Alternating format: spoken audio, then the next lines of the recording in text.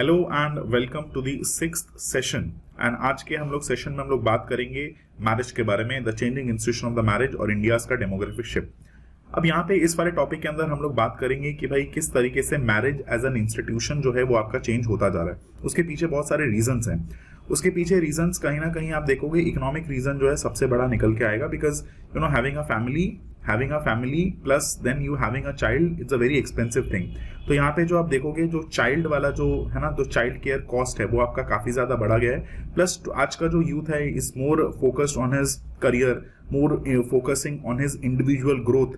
सो वो जो ट्रेडिशनली कि हाँ शादी कर लेते हैं, तो वो जो चॉइसेस हैं वो ट्रेडिशनल ना होके it has become the economic choices, and that is how the marriage as an institution जो है वो आपका चेंज हो रहा है। तो देखते हैं इसके बारे में क्या क्या चीजें हैं। अब यहाँ पे आप देखोगे कि इसमें अगर marriage as a institution is changing तो उसका इंपैक्ट आपके टोटल फर्टिलिटी रेट के ऊपर भी पड़ेगा, जो कि आपका डिक्लाइन होता चला जाएगा। ठीक है, अब इससे पहले भी आपके क्वेश्चंस जो हैं यहाँ पे हमें देखने को मिले हैं। जैसे ये क्वेश्चंस आपके पूछे गए हैं प्रीवियस ईयर क्वेश्चंस में, do you think marriage as a sacrament is losing its value in the modern India? तो भाई इसका आंसर आपका येस में भी आप बोल सकते हो, इसका आंसर आप नो में भी जो है बोल सकते हो कि आई मीन आप चाहे जो as a marriage as an institution आपका चेंज हो रहा है, बट फिर भी बात यह है कि you know people are still marrying. तो कहीं ना कहीं जो है आपकी कहीं कुछ लोगों के लिए मैरिज के जो वैल्यूज जो सेंटिमेंट्स है वो आपके चेंज होते गए हैं, बट देन कुछ लोगों के लिए जो है they are still following the traditional loop. Second is यहाँ पे हम बात करेंगे, कॉन्सेप्ट निकल के आया था डेमोग्राफिक विंटर का। सो डेमोग्राफिक विंटर बेसिकली बात करता है उस सिचुएशन के बारे में या उस नेशन के बारे में जहाँ पे जो आपके फर्टिलिटी रेट्स हैं वो काफी ज्यादा लो हो गए हैं, आपकी जो पॉपुलेशन है वो काफी ज्यादा एज हो गई है, और जो मोर्टेलिटी रेट्स हैं वो काफी ज्यादा बढ़ गई हैं, जिसका इंपैक्ट जो है वहां की पॉपुलेशन के ऊपर जरूर पड़ेगा कि भाई over a period of time ageing population की जो आबादी है वो आपकी बढ़ती चली जाएगी, है ना। तो क्या क्या इश्यूज यहाँ पे देखते हैं। तो सबसे पहले हम लोग बात कर सकते हैं कि भाई functional shift and marriage, alternatives बहुत ज्यादा हमें मिल गए हैं, है ना। फैमिली स्ट्रक्चर्स आपके चेंज हो रहे हैं। दूसरी चीज आप देखोगे वन ऑफ द रीजंस कि भाई आजकल ये शादी जो है आपकी job insecurity, high child care cost, उसके बाद heavy burden of intensive parenting, तो इन सब की वजह से जो है आप देखोगे मैरिज के ऊपर आपका इंपैक्ट आपका पड़ रहा है। तो क्वेश्चन एक बार देखते हैं। The traditional institution of marriage in India is undergoing a functional and structural transformation. Analyze the factors driving the change. ऐसे कौन से फैक्टर्स हैं जो कि इस चेंज को ड्राइव कर रहा है, और उसका इंपैक्ट क्या है कि किसी भी देश के डेमोग्राफिक प्रोफाइल के ऊपर आपका इंपैक्ट क्या पड़ेगा। ठीक है, तो देखते हैं इसको एक बार। तो सबसे पहले आप एक बेसिक सा इंट्रोडक्शन इसमें आप लिख दोगे कि भाई मैरिज इन इंडिया जो है ये आपकी रिजिड सोशल रिलीजियस सेक्रेमेंट से निकल के ये आपकी बेस्ड हो गई है इंडिविजुअल चॉइस के ऊपर और कंपेनियनशिप के ऊपर। इट इज ये कहीं ना कहीं जो है वो ट्रेडिशनल वैल्यू सिस्टम से निकल के जो है ये इंडिविजुअल चॉइस के ऊपर और कंपेनियनशिप के जो है टुवर्ड्स आपकी चली गई है। और इसकी वजह से हमें देखने को मिलता है कि बहुत सारे जो कपल्स हैं वो आपके डिलेड मैरिजेस की तरफ जाते हैं, और बैंगलोर हो गया, दिल्ली हो गया, मुंबई हो गया, पुणे हो गया, इनमें जो लिव इन रिलेशनशिप का जो कल्चर है वो काफी ज्यादा राइज हो गया। तो जिसकी वजह से आप देखोगे कि जो डेमोग्राफिक लैंडस्केप है उसके ऊपर काफी इंपैक्ट आपका पड़ा है। तो कौन कौन सी ऐसे ड्राइवर्स हैं जिसका इंपैक्ट जो है वो हमें देखने को मिलता है। तो सबसे पहले इकोनॉमिक इंडिपेंडेंस ऑफ वुमेन।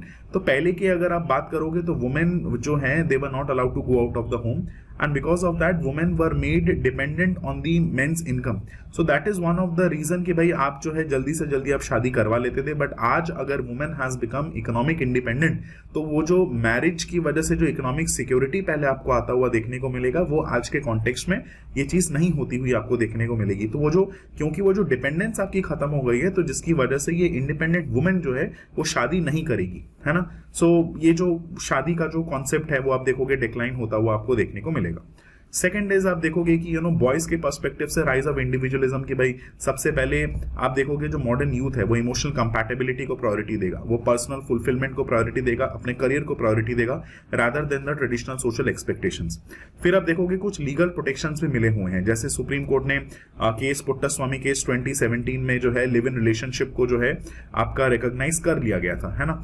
तो कहीं ना कहीं आप देखोगे लीगल कवर जो है इन कपल्स को मिल गया है जो कि आपके लिव इन रिलेशनशिप रिलेशनशिप्स में रहते हैं, है ना। और आप देखोगे जैसे कि मैंने आपसे कहा मेट्रोपॉलिटन सिटीज में कोहैबिटेशन का भी जो है आपका कॉन्सेप्ट यहाँ पे आ गया है। अब कोहैबिटेशन में they will stay together, live together, have a good time, but when you will talk about some kind of legal obligations and all, वो उस लीगल ऑब्लिगेशन में फंसना नहीं चाहते हैं। तो that is also how the marriage as an institution जो है वो आपका चेंज होता चला जाएगा।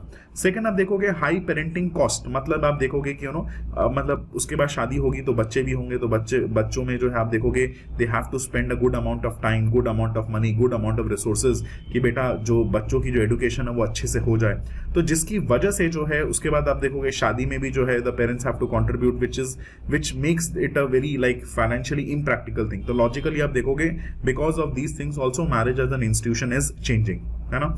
टेक्नोलॉजिकल बैरियर्स में आप देखोगे क्या क्या है कि मैट्रिमोनियल और डेटिंग एप्स की वजह से जो है डेटा बेस्ड चॉइसेस आपको अवेलेबल हो गए हैं।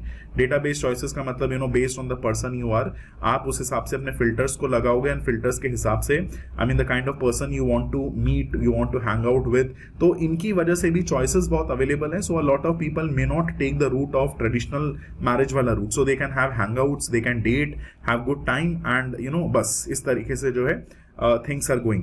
तो उसके आप देखोगे तो इन्होंने इनके मैट्रिमोनियल और डेटिंग एप्स के चक्कर में जो है जो ट्रेडिशनल कास्ट और कम्युनिटी बैरियर्स हैं उसमें आपको ब्रोकन होता हुआ देखने को मिलेगा।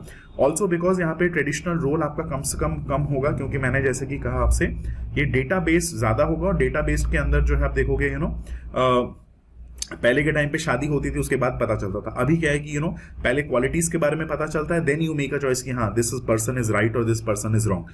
तो पार्टनर की जो चॉइसेस हैं इन एप्स की वजह से जो है काफी ज्यादा बढ़ा दी गई है।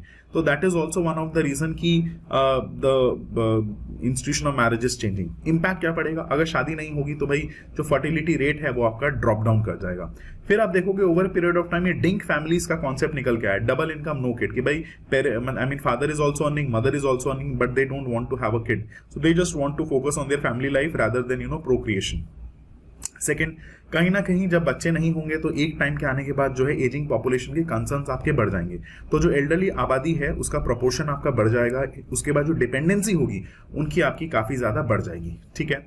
और आप देखोगे रिप्रोडक्टिव एजेंसी क्राइसिस के तहत जो है these are some of the barriers, जैसे स्ट्रक्चरल बैरियर्स भी आपके निकल के आएंगे कि भाई हाउसिंग कॉस्ट का बढ़ जाना, है ना, चाइल्ड केयर का प्रॉपर ना होना या फिर एक्सपेंसिव चाइल्ड केयर, तो इन सब की वजह से भी जो इनकी वजह से भी जो है आपको इम्पैक्ट होता हुआ यहाँ पे देखने को मिलेगा, है ना। तो ये कुछ इम्पैक्ट है। तो रिप्रोडक्टिव एजेंसी क्राइसिस यहाँ पे देखने को मिलेगा, आपका टोटल फर्टिलिटी रेट्स में डिक्लाइन देखने को मिलेगा, डिंग फैमिलीज का राइज अप मिलेगा और एजिंग पॉपुलेशन का बढ़ना यहाँ पे मिलेगा, है ना।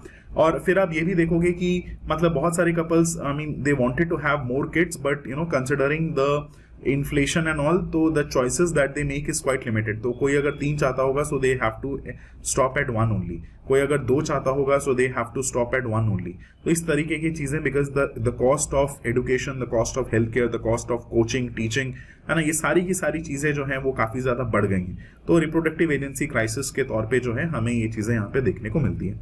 तो आप लिखोगे क्या कि भाई कंक्लूजन में आप क्या लिख सकते हो कि भाई इंडिया का जो सोशियो इकोनॉमिक प्रोग्रेस है वो रैपिडली जो है आपका इवॉल्व हो रहा है, और जिस तरीके से आपकी डेमोग्राफिक प्रोफाइल आपकी शिफ्ट हो रही है, तो सरकार को भी जो है राइट बेस्ड फैमिली प्लानिंग और सपोर्टिव पॉलिसीज का ध्यान में रखना चाहिए कि भाई आप जापान में आप देखोगे तो भाई आपको सरकार जो है पैसा देगी, बिकॉज जापान में भी यही प्रॉब्लम है कि भाई पीपल आर नॉट मैरिंग। तो वहां पे जो टोटल फर्टिलिटी रेट है दैट हैज गॉन डाउन, उसका जो टोटल फर्टिलिटी रेट जो है वो काफी ज्यादा नीचे आ गया।